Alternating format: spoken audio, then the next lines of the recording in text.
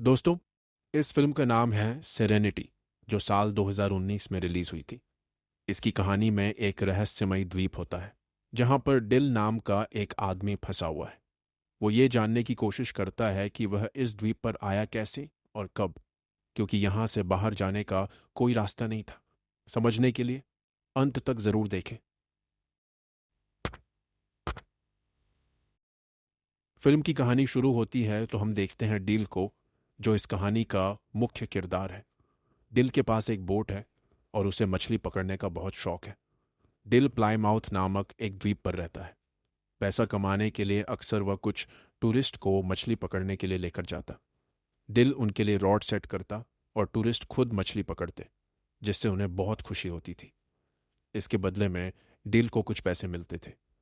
आज भी डिल और उसका साथी दो टूरिस्ट के साथ हैं जिन्होंने मछली पकड़ने के लिए पैसे दिए थे।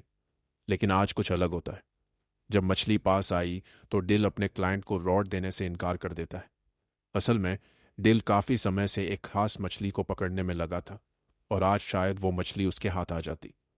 रॉड न देने पर वो टूरिस्ट गुस्सा हो जाते हैं, मगर डिल उन्हें चाकू दिखाकर चुप कर देता है।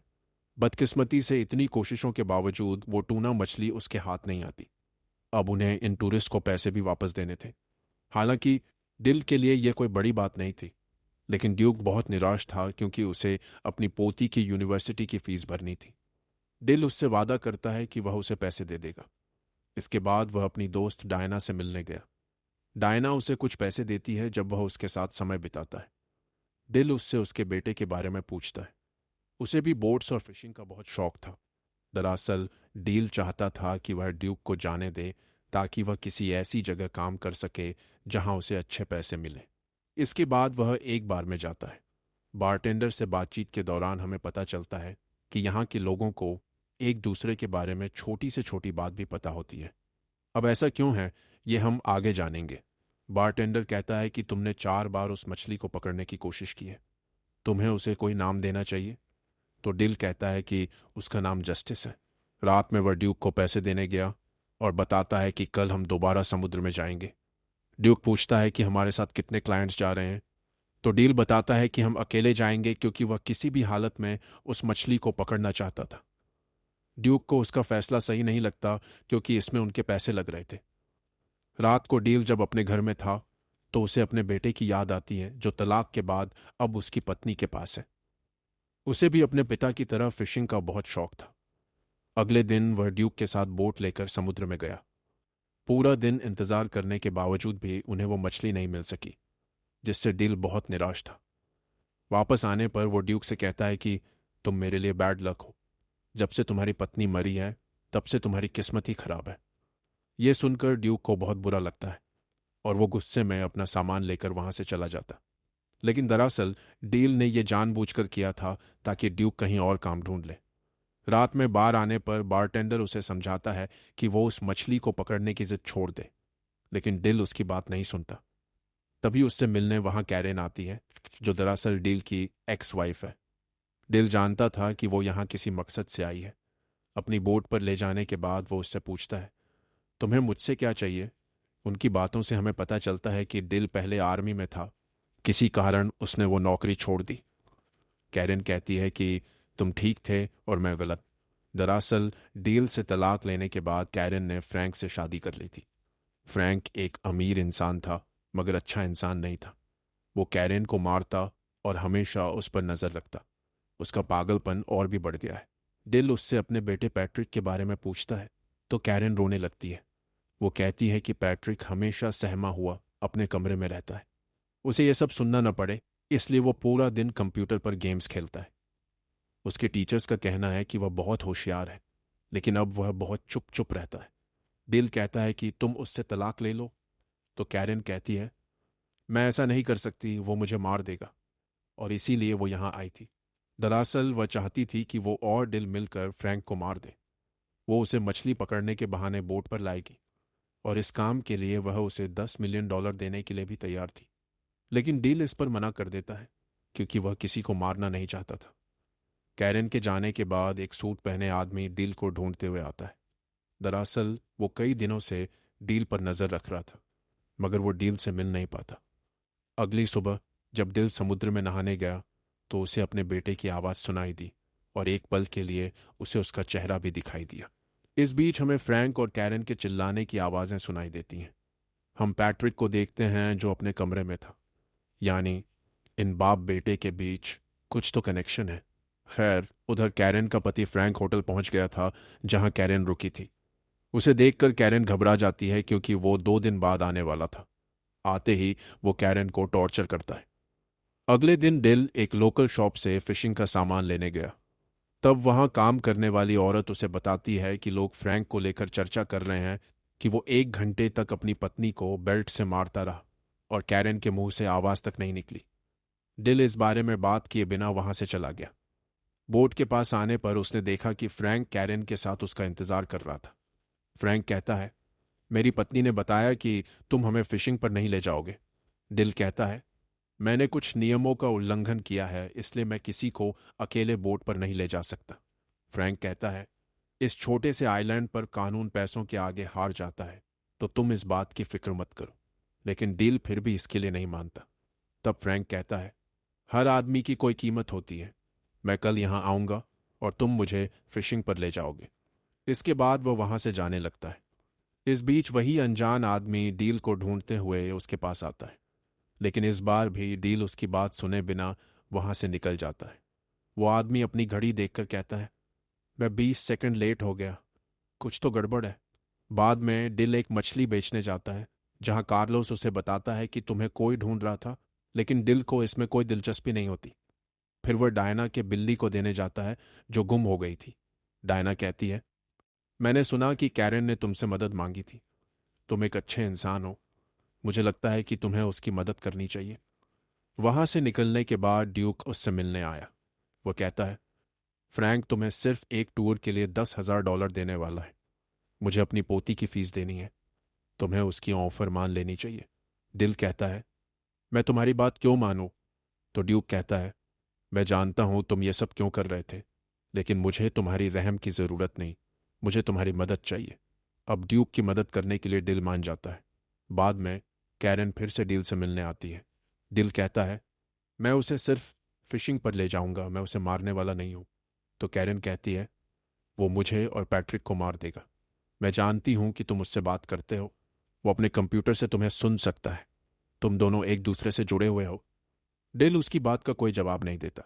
खैर, बाद में जब वह और ड्यूक समुद्र में होते हैं तो डिल अपने दिल की बात कह देता है कि उसे यहाँ कुछ गड़बड़ लग रही है। फिशिंग के दौरान डिल फ्रैंक से पूछता है कि क्या उसके बच्चे हैं।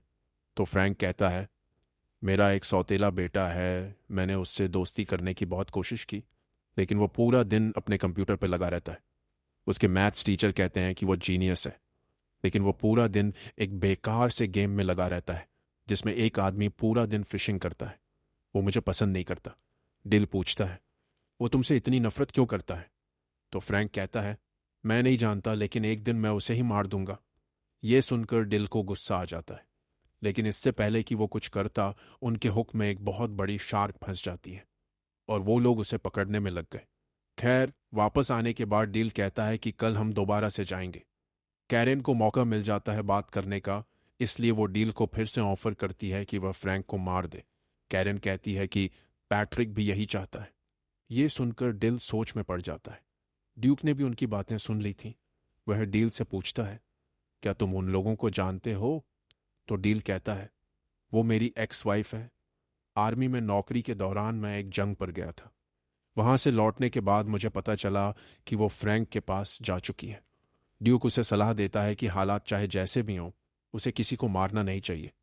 रात को डिल कैरन से मिला और अब वह इस बात के लिए राजी हुआ कि वह फ्रैंक को मारेगा। उसे बस पैसे चाहिए।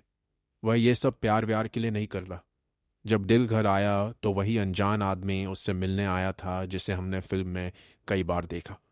खैर, वह एक डिवाइस लेकर आया था जिससे डिल उस ट्यूना मछली को पकड़ सकता है जिसे पकड़ने का सपना डील बहुत समय से देख रहा है।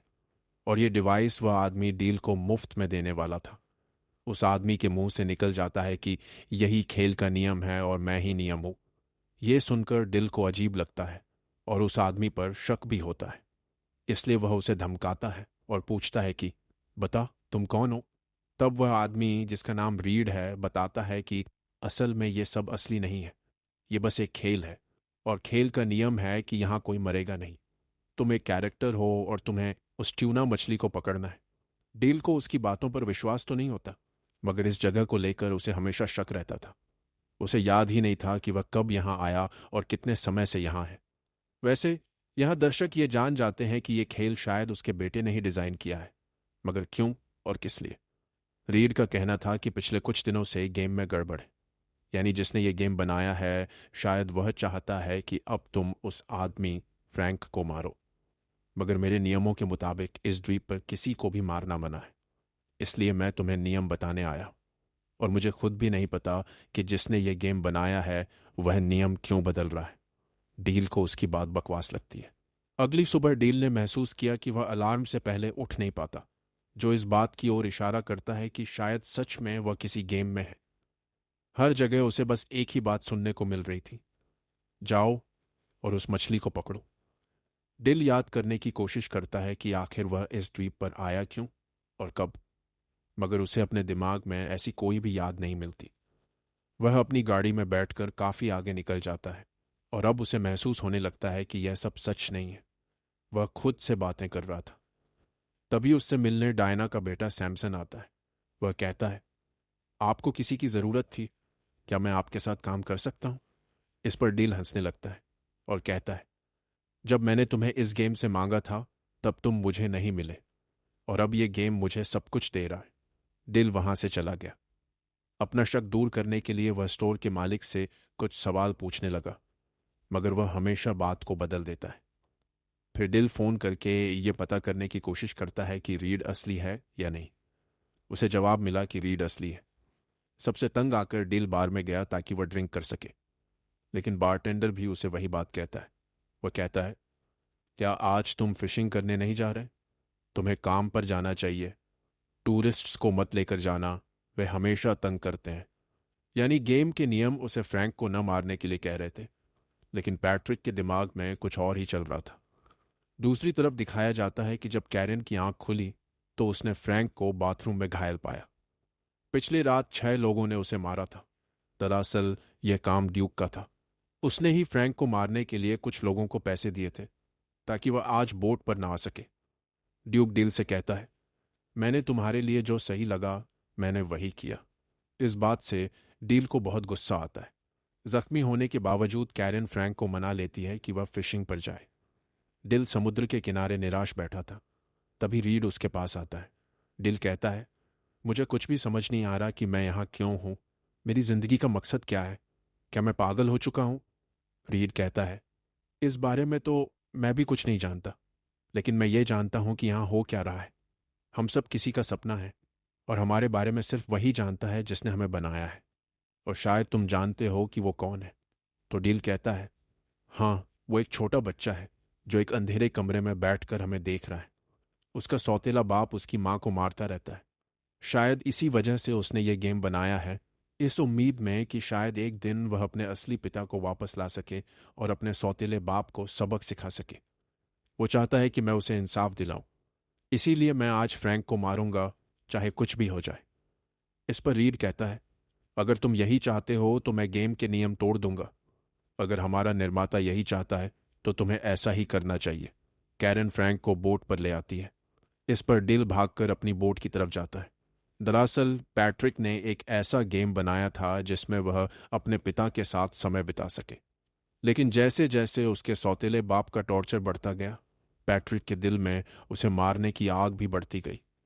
पैट्रिक बस यही चाहता था कि उसे कोई संकेत मिले कि फ्रैंक को मारना गलत नहीं है।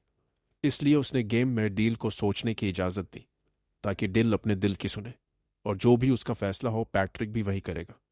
यही वजह थी कि गेम उसे बार बार याद दिला रहा था कि उसे बस मछली को पकड़ना है। लेकिन डिल की सोच बदलने लगी थी। खैर, डिल बोट के पास पहुंचता है जहां फ्रैंक और कैरन पहले से ही मौजूद थे। डिल फ्रैंक को समुद्र में ले जाता है। फ्रैंक की हालत पहले से ही बहुत खराब थी, और कैरन ने उसे नशे में भी रखा था। तभी उन्हें पता चलता है कि बोट पर सैमसन भी है, जो उनके प्लान को बिगाड़ सकता था। लेकिन अंत में जब डिल ने रॉड फ्रैंक के हाथ में थमा दी तो शार्क उसे समुद्र में खींच लेती है और उसका अंत हो जाता है। असल दुनिया में पैट्रिक यानी डील का बेटा अपने सौतेले पिता फ्रैंक को सच में मार देता है और हम समझ पाते हैं कि डील की असली लड़ाई तो मौत के साथ ही खत्म हो चुकी थी। गेम में जो है वो तो बस पैट्रिक के ख्याल है। खैर, इस कत्ल के बाद पैट्रिक को मानसिक अस्पताल में रखा जाता है। गेम में हम देखते हैं कि कैरन डील को अलविदा कहती है, लेकिन डील में उसने पैट्रिक को अपनाने की शर्त रखी थी। डील जानता था कि वह बस एक गेम है। तब कैरन रोते हुए कहती है, कभी ना कभी तुम मुझसे ज़रूर मिलोगे। तभी कैरन वहां से गायब हो जाती है और डील के पास एक फ़ोन पर कॉल आता है। कॉल की दूसरी तरफ पैट्रिक था। उसकी आवाज़ सुनकर डील भावुक हो जाता है। पैट्रिक कहता है, मैंने कुछ बहुत गलत किया है। तो डील उसे समझाता है, तुमने जो भी किया अच्छे के लिए किया। पैट्रिक कहता है, मैं भी इन्हीं गेम में कुछ बदलाव करूंगा ताकि मैं तुमसे मिल सकूं। डील बहुत खुश हो जाता है और कहता है, मैं तुम्हारा इंतज़ार करूंगा। कॉल कटने के बाद डील देखता है कि वहां सब कुछ बदल रहा है और अगले ही पल हम देखते हैं कि पैट्रिक भी गेम में है। वह डील से मिलने के लिए बोट की तरफ भाग रहा है। उसे देखकर डील बहुत खुश होता है। दोनों एक दूसरे को गले लगाते हैं। गेम में ही सही, लेकिन पैट्रिक अपने पिता के साथ था। और यहीं पर फिल्म का अंत होता है दोस्तों। इस कहानी में बाप बेटे के बीच प्यार को दिखाया गया है। एक पिता की कमी उन्हें ज्यादा महसूस होती है जिनके पिता इस दुनिया से जा चुके